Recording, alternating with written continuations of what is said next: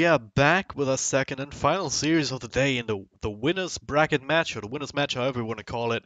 Elements Pro Gaming versus Prodota Gaming. The winner of this series will move on to the main qualifiers already. The loser will have to drop to the lower bracket, but they do have another chance up against the winner of Vega or Team Spirit to some surprise, or to the surprise of some, I should say, find themselves in the lower bracket in first place. But yeah, EPG. I've only caught a glimpse of the last game, but they ended up with a very fun Shadow Fiend, so they won that one.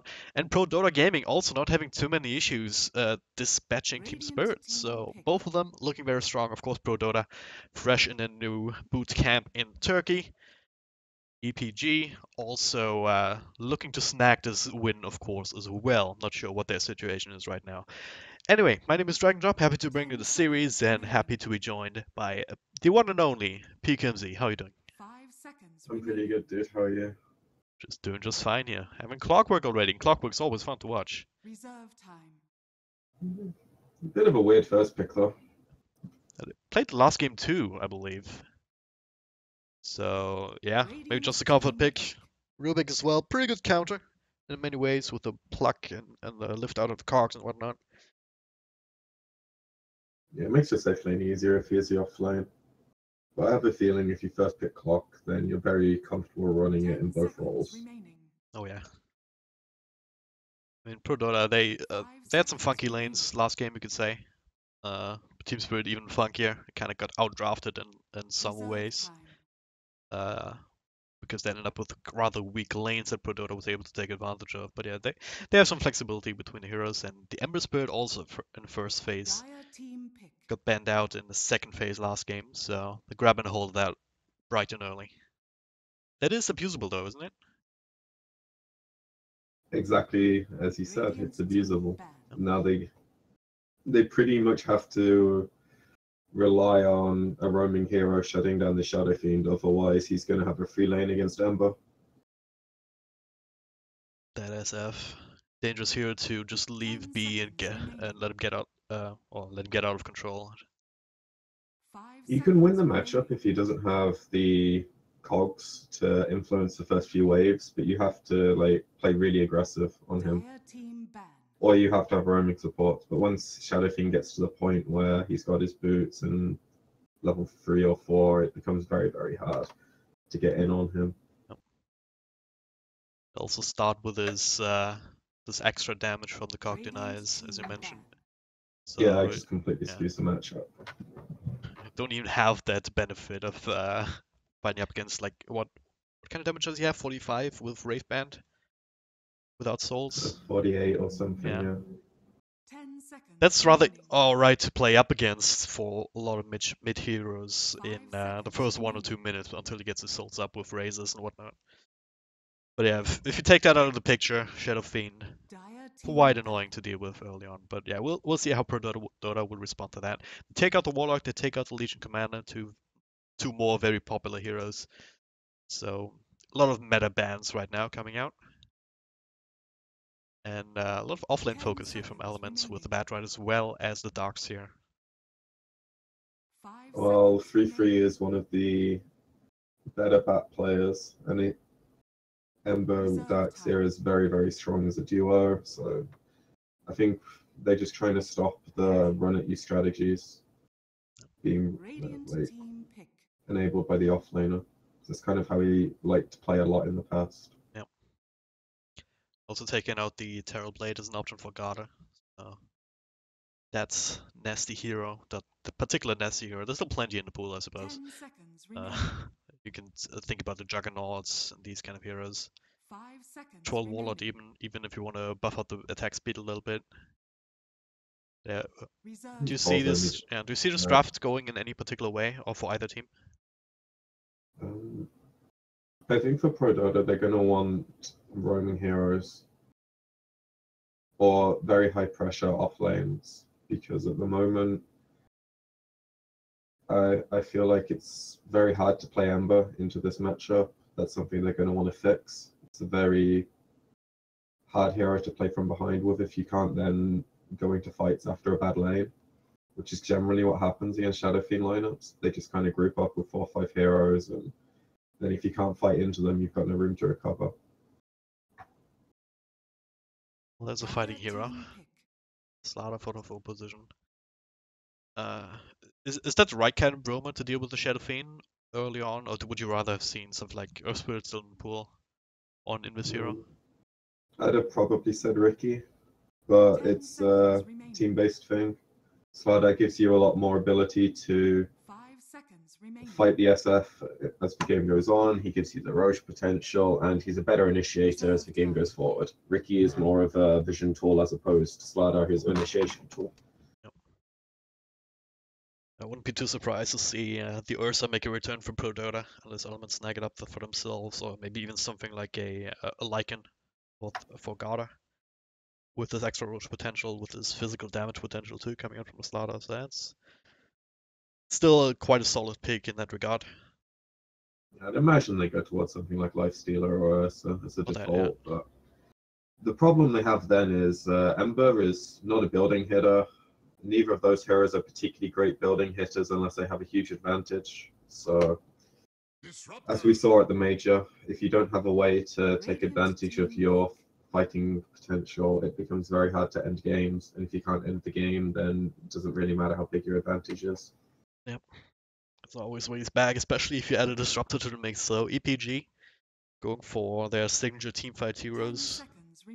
So Clockwork, great at controlling them. Disruptor as well. So if they are able to take team fights on the way they want to, it's pretty damn scary with the Shadow Fiend in the middle of that, throwing out raises and right clicks every which way. Also great against the Ember, of course, in particular, with the AoE silence. Yeah, that's the main reason they picked the hero. Just to give you a way to catch the Ember and deal with him as the game goes on. Puts a lot less pressure on your cores being able to do it, which opens up your draft a lot more.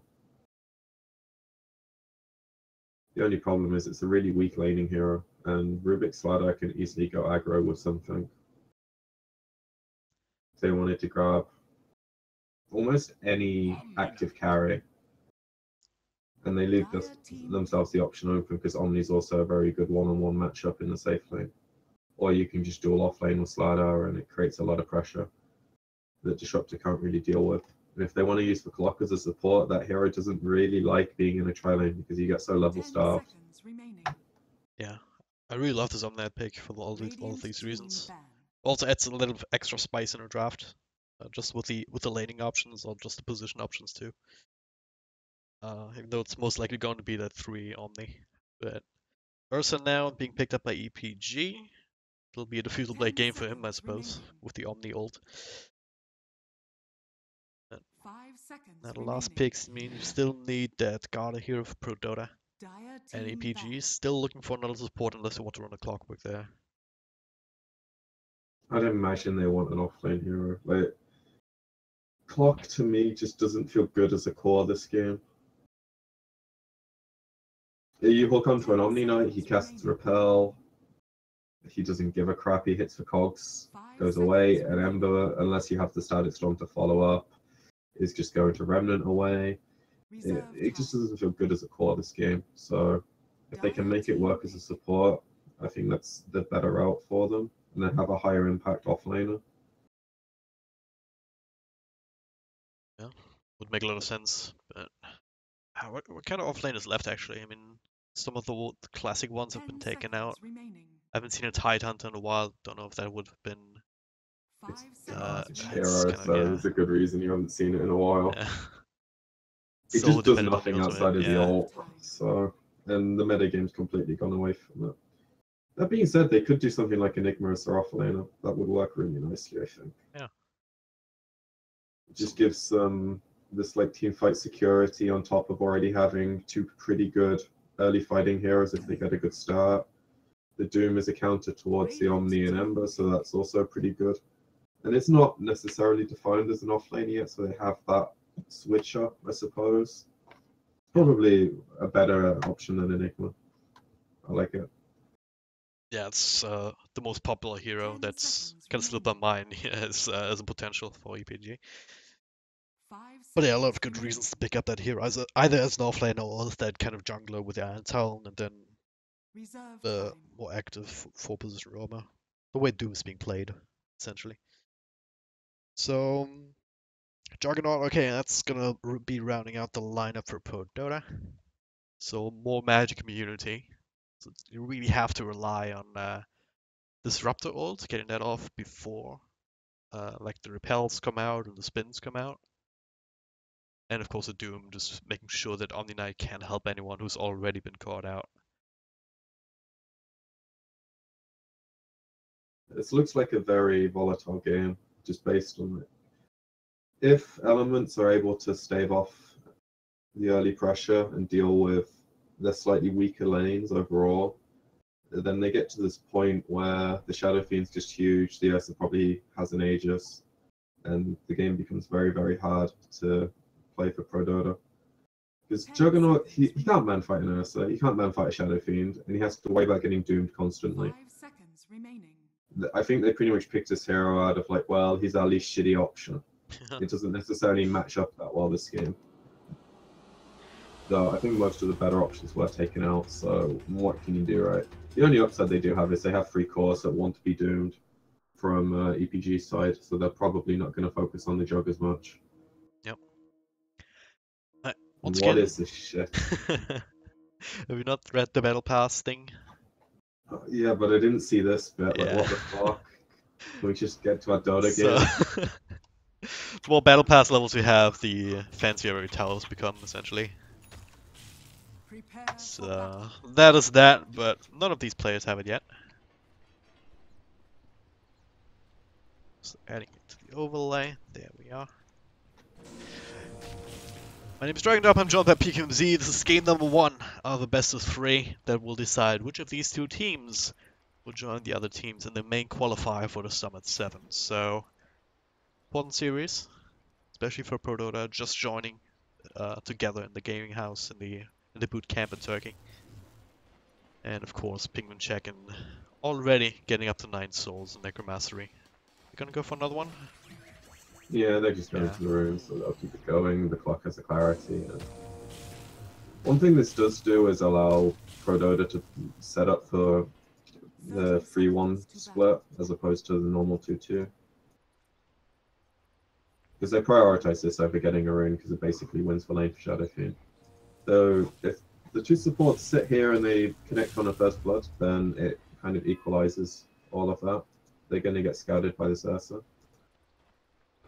Smoke breaks, he still walks up, but does not get stunned. Don't think they would have had the damage really to break through him anyway.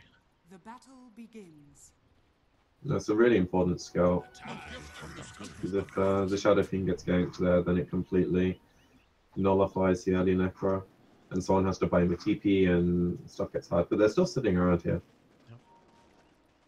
Jack's still under cover of smoke here, he'll reveal himself in a moment. Yeah, the clock should scout this. Yeah. Braun.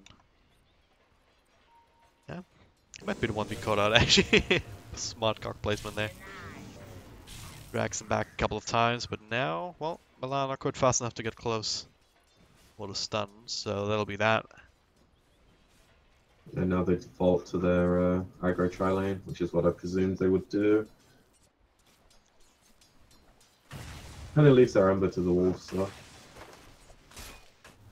He's gonna have a lot of issues if LeBron keeps doing this.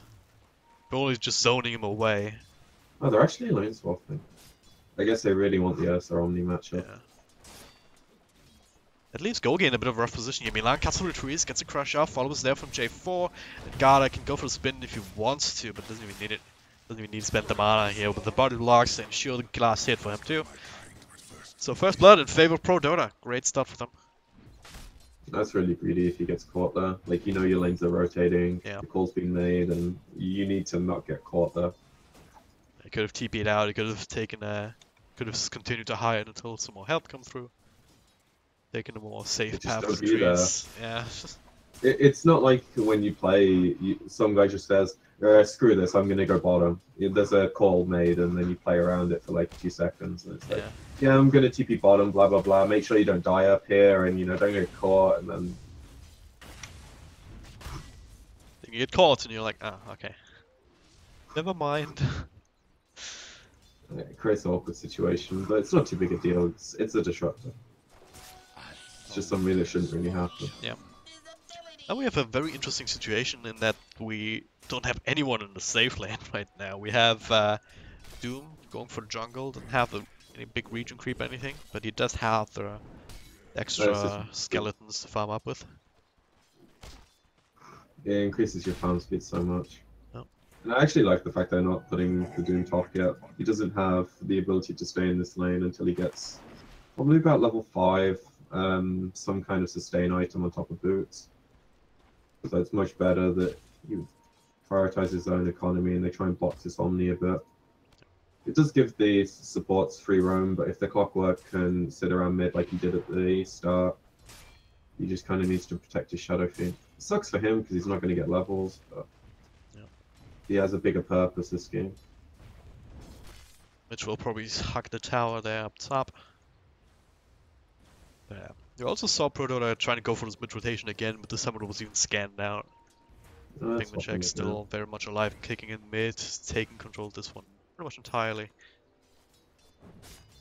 Kaiser just trying to get whatever he can. And the lane swaps continue. Got it now down bottom.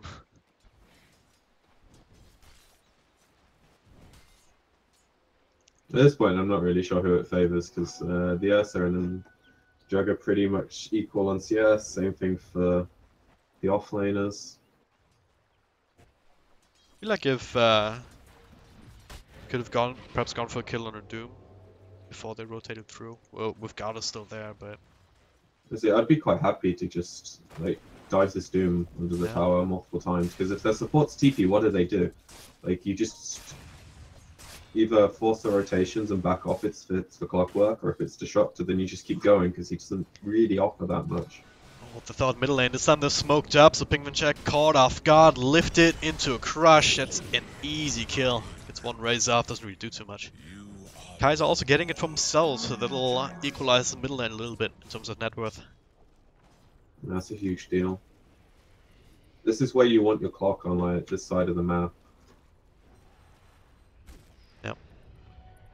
It creates like a lot of problems for EPG when they can get ganks like this, because at the moment their clock isn't getting levels at all, and he's not really accomplishing anything, just moving between bounty rune to bounty rune. And if you let the other supports, who are basically doing the same thing, where they're kind of in the lane for like a few seconds and they roam around and then they net kills as well, it gives them a lot more over you, and supports this game are going to be a really big deal. Yep. Like if Slardar gets a good start, or if Rubik just gets a quick 6, it can stop you fighting. Kaiser going for the Iron Talon into the jungle, which gives some extra space for J4 to soak some more levels. Which they still have been somewhat struggling in despite everything with all this roaming around, but Milan getting some bounty runes, J4 getting some space mid. They're already level 3 compared to, as you mentioned, that Clockwork, who's still starving a little bit more. Level 2.5. Struggling to try and find things to do that don't get him killed. His game's just, at this point, protect the Shadow Fiend, which is extremely unfortunate for him. Because the time he could be like pulling or something was the time he was protecting his Shadow Fiend, and then vice versa, you know. Yep. But one thing I want to point out is I think the Ursa really screwed up with not locking his boots, and he finished a set of Tranquils. Because he started with a Windlace, he'd buy boots, he'd buy the ring for the regen, so you can stay in the lane, and he didn't lock it. And now he has these boots, which... like probably the worst boots you can get on Ursa are after mana boots. Yeah, you can't even disassemble them, can you? No, that was changed ages ago. That's a bit of an issue. Middle lane, okay, Milan, they catch him out. Central ward drop down, even catch him inside the cogs as well as the kinetic field, so that's a nice little snack there for Penguin Check. Yeah, they played that really nicely. I had no idea they had a sentry. Yep. And I think the ward that they had was just about to expire, so they didn't necessarily even see it get hit, so they didn't necessarily know there was a sentry there. Yep. Which, you know, at least means the sentry gets some payoff for EPG. Yeah, pretty good. Maybe planted it down once they saw that the Invis is picked up top. No, they used it to deal ward, but the ward was yeah. just firing. It was the 0-minute ward, so. Dire's bottom tower is Oh, under top lane actually, look at this. Just caught that by accident, 33 just manning up against the Ursa. 3 points up in the purification. Does quite a bit of damage and gets himself a solo kill. I don't think this should really be happening, should it? There's not anything the Ursa can do. Like, Dire's it, bottom tower. if the Omni starts running at him and his Tranquil Boots are never gonna get procced because he is gonna worry about CS, he's gonna get low from the heals. And Oh, bottom lane. Bit of a fight here. The spin down one, but Juggernaut is doomed. Even gets glimpse back in death. That'll be a 1-for-1 trade here. Clock for Jogger and Milan. Also not on the ones that either has some pathing issues. We'll take out another right click and a Thunder Strike from Gogi. They also get the tower denied, so huge victory here for EPG down in the bottom lane. Doom with the first ultimate. Getting a high value target. Meanwhile, 33, yeah, okay, he's doing the same thing again, but this time around Swift ending. Able to keep himself alive and even going for a kill himself, recognizing that Omniknight doesn't actually have a lot of extra mana to play with. He will have Arcane Boots in 10 seconds. And it's also jogging through a tree, getting some extra help from the supports, or I guess Garda as well is now making another lane change. It is Swift ending, he's actually dead, yeah. Just walking into the jungle thinking it was safe, but it really wasn't. Radiant's middle tower is under attack. it's really nice they could get the 2 kills bottom with the Doom, but their priority has to be like on this Ursa. Instead of rotating the support's bottom to get this kill, even though it's a really high priority kill, it doesn't really matter that much because Pajog's still going to farm. He just died once, but the Ursa's getting completely boxed wherever he goes. Tower is And the only way that's going to change is if you counter gank his lane and give him 30-40 seconds of freedom and get some vision out. It's going to be a huge problem because right now the Shadow Fiend's the only one with decent net worth. Ursa's Radiant's bottom tower kind of begrudging his Tranquil purchase as well, so that's another 1500 gold he might have to spend if he actually wants Phase Boots, or if he just accepts it and, fortified. I don't know, deals with it. Yeah, It's a really shitty situation for him. definitely also screws with your mind a little bit. Like such a dumb mistake. Dire's top tower Oh, yeah. But for it, sure. it happens. Yeah, you have to deal with it. It's also kind of part of the mentality that you need. You want to be successful, but yeah, this time he will dodge the gank. Still not getting a lot of help from his team. I don't know if you want to fight into 4 Prodota heroes though in the first place. No, I think they've missed their window. Yeah. Because the Jog and SF have basically done the same thing where they. Oh, leave they their find him still. Oh, come on. Swift ending, they'll wait out the ultimate, crush him up. Couple of right clicks into the Omni Slash, and Mitch made the rotation, but way too late. Even if he threw out the Doom, don't think they would have gotten anything in return. Now, TP in on the Shrine. Gara, he wants more, still has been available. In case Gogi tries to go for a glimpse play. Just safe under tier 2 for now, but they did cancel the Shadow Fiend TP. The very He least. cancels it. Yeah, that's what I meant to say. They forced him to cancel it. Yeah, which is something he'll happily do if he doesn't take a death. Yeah. Well, like before that, the Jug goes to the enemy safe lane, the Shadow Fiend goes to his enemy safe lane, they both take the tier 1s. And as I said, EPG, they can't really fight at this point. So when that happens, they'll take the trade. The last thing they want to do is move to help their Ursa. Trying to go for the glimpse, but hey. This is what Repel is for. Great pickup against the Disruptor in many ways. Alright, so this could be interesting. They have level 6 on Disruptor. Repel already forced out, it's a rather long cooldown, still there for 10 seconds. It's still iffy to go into that without a lot of vision. It's just not advantageous for them either. They kind of want to allow their Ursa to get back into the game. So if they have to move as 4 to force Prodota to come as 5, then it's worth it for them. Shadow Fiend can then just back off on the jungle pretty quickly. And the other 3 heroes get sacked. Which is fine because Doom has natural inbuilt gold gain. So he can deal with getting slightly less creeps. And the hero's just going to have high impact with his spells anyway. But Ursa doesn't have that luxury, you know, he needs the time and space right now to recover. because the supports really didn't do anything for him in the laning stage. Some of that's down to the fact they aren't that good at zoning out, and some of it's down to the like other priorities. Do you think this would be a game for something like a catch-up Midas or Swift ending? I don't think Midas is good on Ursa, so if it was like Nakes or something, maybe, but the attack speed is completely useless on this hero in fights. Sure, it's nice for a bit of farm, but I think you have to go like Blink Vlads or something. Just Vlads this game especially to help your SF. Yep. That's what he has queued up, so... And the armor Looks to be the play. from the aura is going to help a lot against Oh. Slider. On. Looking for the crush here, sprinting forward, gets it off now into the nuke from 33. Down to half health, still has his ultimate to work with, but lift it up and drop it down.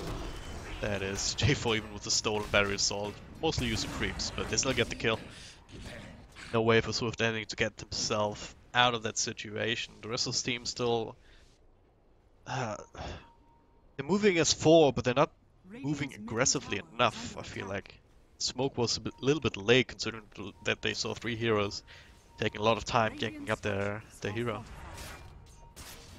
They may have to make this work. If they can use this ward to get a catch, then it might be worth it. But as you said, you don't have your Ursa pushing this wave while your 3 supports, well, 2 supports in your Doom are smoking here. Like, it's a huge miscommunication, I suppose. Because you don't want your Ursa getting caught up there, and then if he does get caught, there's probably 2-3 heroes. So your smoke's not catching anyone because everyone else is going to play defensively behind towers because you're not showing 3-4 heroes, and your Shadow Fiend's just solo pushing a tower, which is something he probably won't do when you've just killed an Ursa if there's no one behind him. Yeah. At least he does find a double stack and they get the mid tower, so overall the trade isn't that bad for them. But I feel like they need to be prioritizing this Ursa way more. Shadow Fiend's a great hero with the amount of net worth advantage that he has, but if he's the only one, he can be played around quite easily, in fact, with the kind of heroes Prodota have. Just a single Blink Crush. Blink, of course, by the way, will be up in about a couple hundred gold. So that's a good timing for Prodota to be looking at. But yeah, it's a vulnerable hero if he does get caught out. Can't be bursted down. Now, once again, linking up with the rest of his team. This time they might find something here. J4 plopping down the wall, but it will get caught with a hook. But can he plop out LeBron? There it is. Goes for the lift and Shadow Fiend, actually bringing him in. And now actually being saved by 33 with the heals that repel. They don't even get that kill. I think a lot of Omnis wouldn't GA there, and the Rubik would die. But I think in this situation, it actually helps them so much because they probably understand. They just need to not give things up, and they're going to feel pretty good about how this game's going right now. And that's a huge, not necessarily momentum swing, but more like a morale thing. It's like we can't even kill a Rubik when we move 4 heroes. Yep. They could have.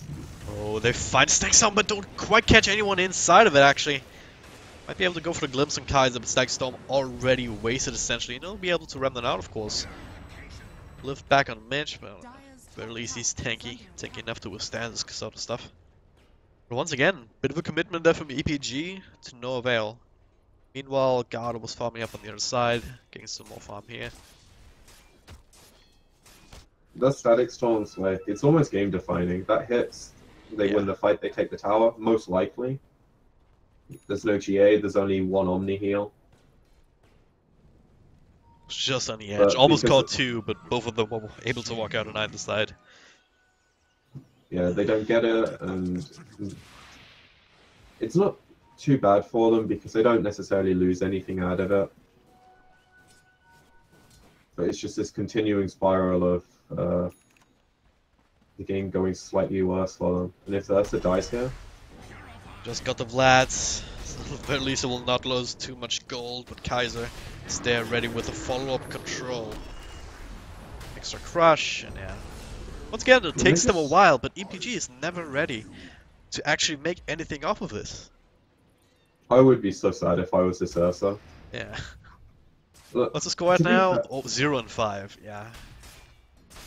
it's not necessarily his fault or his team's fault. It's hard to like put a blame on anyone, but there needs to be like a plan for him to get back into the game, and there blatantly isn't, because he's just walking down a lane trying to get some farm, and his supports are on the other side of the map. Yep. And if that's the game plan, then fair enough. I just disagree with it, because Ursa is one of the heroes that if you don't have impact early, you kind of just suck. The hero snowballs off an early advantage, and if all he can do is like enable a Roshan, then it's not worth the pick. Try to secure that for him with the aggressive smoke to the other side, plopping down some wards. They will now reveal themselves. Will most likely stick around this area to ensure that this one will go down. But yeah, it's as I said, Prodota. Are they even too They should worried just go about on this. Aegis on the Ursa? Okay, that yeah. There's nice static storm here, keeping Mitch safe, catching two inside the cards as well. Kaiser will still be able to run that out afterwards. They only get the kill, will not. Doom there on the Omni Knight to prevent any more shenanigans. Glimpse back. Mitch taking a lot of damage here from J4 of all people. Now he's being tracked down. Can he get the kill? Oh, not with the stick charges. Mitch able to play that to the end, so they get 3 kills. One of the 2 big cores, but still signs of life from EPG, all on the back of the Roshan. That's absolutely huge for them. I feel like that was very fortuitous for them. They smoked the 3 heroes up here, and Prodota, their natural response is like, okay, they just smoked into us, let's blink away, let's reassess the situation, and then deal with it. But the Ursa was in the pit the entire time, so was the Shadow Fiend. And it took them, I think, a bit too long to realize that all that play was a warding mission or like countering the ramp and trying to get control of that area. If they just go on those heroes of like a repelled Ember Spirit, then heroes just die. And then Heroes they dying, basically- Link on the clockwork here into the Omnislash, so that'll be a solo kill. 2, actually a plop. Penguin check right back in with Garda. Maybe a mistake because that's a lot of damage coming through. Penguin check pops PKB after getting the kill. Usually Swift Ending picking that one up. Glimpse back now to the loving arms of the Ursa, so J4 will be the next one to fall. 2-for-1 trade with mass rotations. After that commitment there from Prodota, and now that'll lead their way into tier 2, so they're gonna lay in some damage there. another dimension of the game is just like completely different. Now this disruptor hero doesn't need to worry about landing big ults. He just needs to get a glimpse on one hero when you realize you can't fight the Shadow Fiend, who has a BKB and is level 16. And now, like, all the bad things that happen to them is irrelevant. Because Ursa's going to get his blink after they mow down the next tier 1 tower, most likely. If they give him the last hit, if not, then it's very close to. And then they should be able to just like use him as a frontliner with an Aegis, and Shadow Fiend can start mowing down some more towers. And the game looks good for them. Prodota are not in a particularly strong position right now. The Jug's just off finishing his Diffusal Blade, that's a huge item for them. And the Ember Veil BOTs is just like not good enough if he gets caught. Yeah. So he's really relying on his Omni. And the past 1 or 2 fights, Omni's got doomed. Lot. Yeah, better blink out there. EPG was closing in on him. Now with a 5-man commitment up top, of course with the Aegis you want to start building down, bring down towers. Swift Ending would show the blink right away, and yeah, Prodota, they don't want to fight this at all. Yeah, they just Instead- can't right now. Going for trades though, Garda. Down, oh, the Kaiser is down bottom. Bring that one down. Garda got the mid tower, so they're not losing out too heavily on this. No, they're taking the trade they should. Well, they might even get a kill on top of this if they want to commit, but This Extra is TP where in. you now want to go on the Aegis. Because you just TP on the shrine, and then if you're a bit quicker with your initiation heroes, you catch them here. Yep. Yeah, and instead they just get to walk away scotch-free.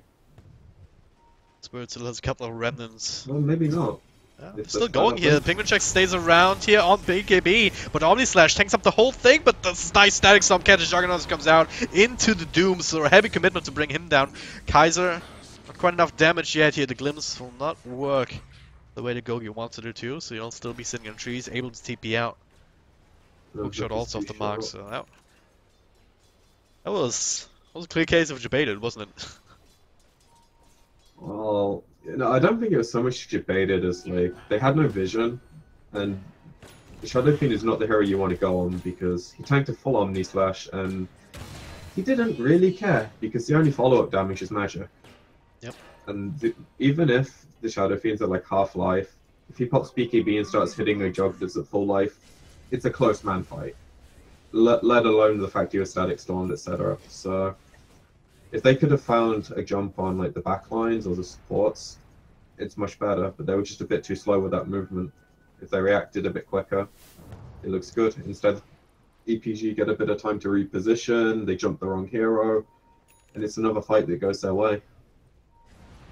And if they can manage to use this Aegis, I never mind. I can't read clocks. It just expired now.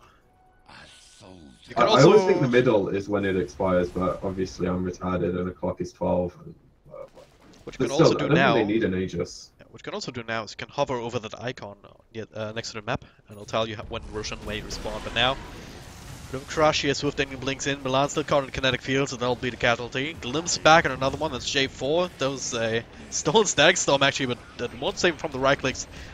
The stick charge as well as the heat from 33 will do that for a moment, but Radiant's middle tower well, is under attack. trying his best. But it's ultimately not enough. Two supports going down and out, just like that. Dire's top Two tower heroes is munching under away at the tier 3 tower. The glyph available, but continue to take care of the creep wave. They do not have their Garda who's just saying, fuck this, I'm not dealing with this shit. I'll take a tier 2 of my own, but EPG will still be repelled, so they don't get the tier 3 opening up the shrines just yet. Dire's bottom Yeah, tower they're is just under respecting the attack. respawns and opting to play safe when they don't have their Doom available. Which I think is a fine call on their part. Because now that they're the ones in control of this game, they don't have to overstay their welcome and throw it away if they feel like there's too much risk. Because their Shadow Fiend's 800 gold away from finishing a Butterfly, which is probably the best item in the game if you can buy it when the opponent has no play against it. It just gives you so much. Oh, bottom lane. They'll look for swift ending. TP's come through. No quick damage just yet. Pops the ultimate, now start to lay into Garda. It's a 4-man rotation here. Not a big commitment though. Maybe they were worried about where the rest of the EPG were at that point. They're only now coming in, and they will get the glimpse here from Milan, who blinks in himself. Only use the crush, and now it's just dying to the damage over time on the right clicks. Playing the sacrificial lamp. Got it now. Yeah, they're on the run here. Nice little lift. 33 in the middle of that. Good damage being done. Now the triple remnant here. Kaiser gets a triple kill just of that. Counter stack some, but no damage to follow up. Penguin check here. Has to play up against Skada. Almost gets a strike click. Not enough damage. The ult will clip him in the end. What a team fight here. The Stolen Doom on the Disruptor. Finds a reach wound. Yeah, that won't help. Deny it. He denies Yay. it. The very least, but it's a full 5-man wipe. What a fight from Prodota. That was so many AoE spells coming through. Triple remnants on 3 after the Omni-Knight heal on 3. 4.3k damage done by Kaiser alone on that. Yeah, they just clumped a bit too much. And as I said, they have them on the run, but I don't think they quite realize they still need to not put 5 heroes in one choke point. Yeah. Which is really hard to do when you feel like you just want to chase. Your Shadow Fiend's obviously in a mindset of, I need to be right-clicking, so I'm going to be in the front lines. And then all of his supports were pretty much next to him, and you know, big mistake on their part, but I don't think it's necessarily going to throw away the control of the game they have. The more important thing is the next Roshan spawn, which they clock with the rocket, so they know that's available. But they don't have Doom for 60, so this is like Prodota's window to Let's wrap punish around them. here. The Summon Lamb, he still gets a crush up against 3. Garda. Ready with the follow-up if he can get close, but doesn't have the Omni Slash actually. Would have only been the spin, and that's not enough to cut through Swift Ending, so. Just shooing them away from this general area. And scattered out themselves, Milan. Waiting for the call to start going. Dire's top And tower there it is is. under attack. So can EPG contest this right now? No, they should be able to. The clock just hooks on the right hero. The SF's a tiny bit far away, so they're waiting for him. But they don't take it quick enough. It is hookshot in, Cogs on 2, they do make their way out, at least with the spin here. Milan also able to stay alive somehow, getting himself through the kinetic field. Not sure how that happened, but LeBron low on health. Omni-Slash bouncing through, not doing too much damage though. They'll get the kill, but they lose control of this Roche Pit for now. Kaiser rejoining the party though, shifts the balance of power a little bit more.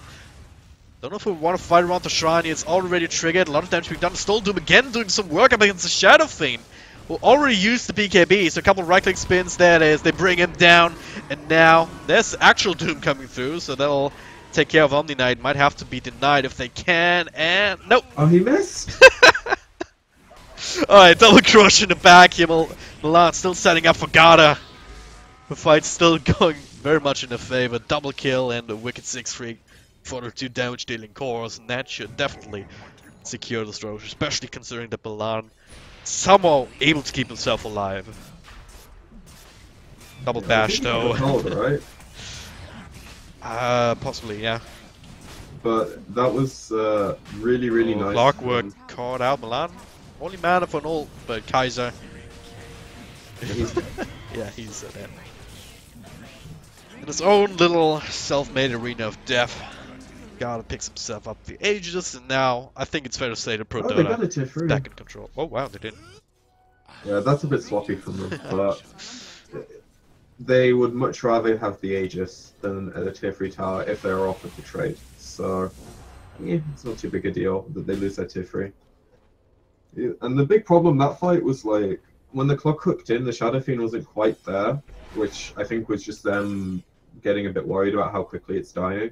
And then by the time the Shadow Fiend comes, he's like going through the river, he tanks a full Omni Slash, like 2/3 of an Omni Slash, and then he pops his BKB because he's scared he's going to get like Blink Crushed and followed up on and die. And he doesn't do anything with his BKB, and then they're all on the retreat and they think, okay, well maybe we can fight around the shrine, but they just had already used everything. Like Hook was down, Static Storm was down, BKB on the SF was down, and he hadn't also hit level 20 yet, which is a huge spike for the hero. LeBron still alive for a little bit. Miss! There it is. The crush now on Swift ending. He tried to help his friend, but now he just offered himself up. It's a fuzzy sacrifice. I don't know what that was about. Save your body syndrome, I guess. I don't know, like he's not really a core at this point of the game. He's a sad bet. His decisions are mostly, do I hit a building or a Roshan or do I run away?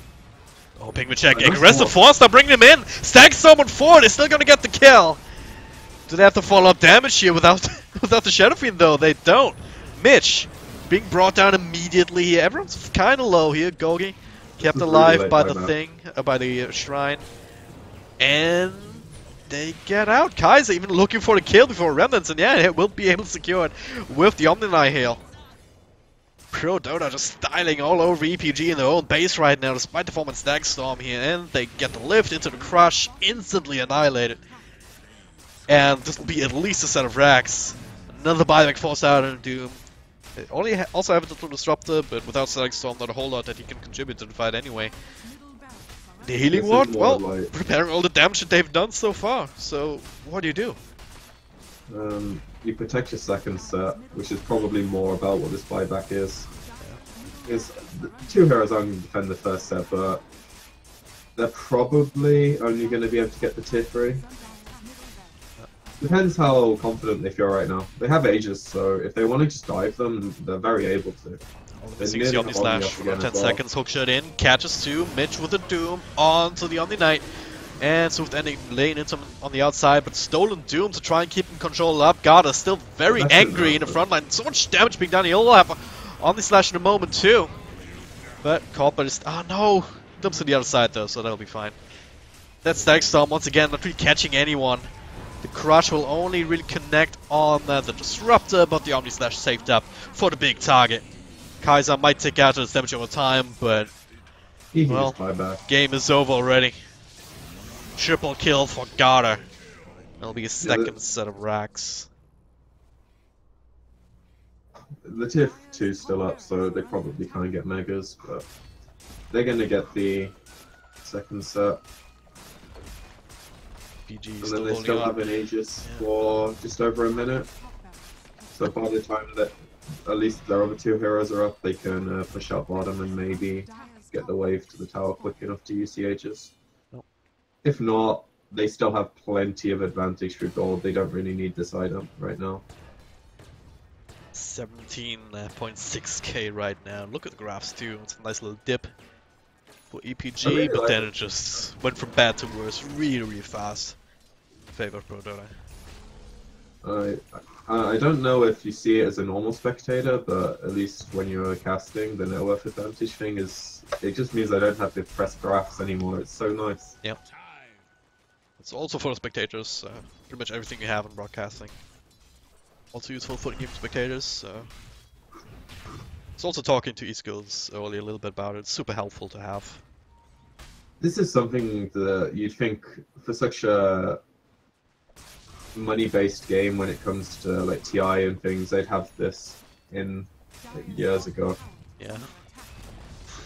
Now, you might crucify me for saying this, but I used to play Hong, and the spectator UI in that game was so much better. Like, they were actively doing a lot of things that Oda could have learned from a lot earlier, but I think they just refused.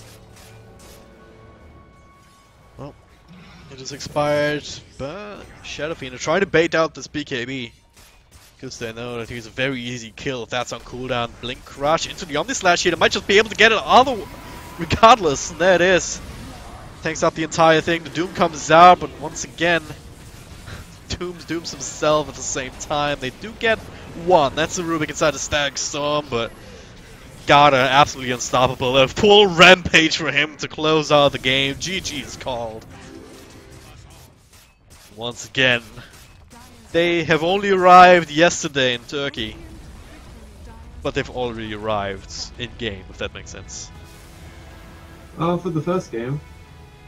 Yep. That was a very seesawy game, though. Prodota had an advantage, they threw it away. EPG had an advantage, they threw it away.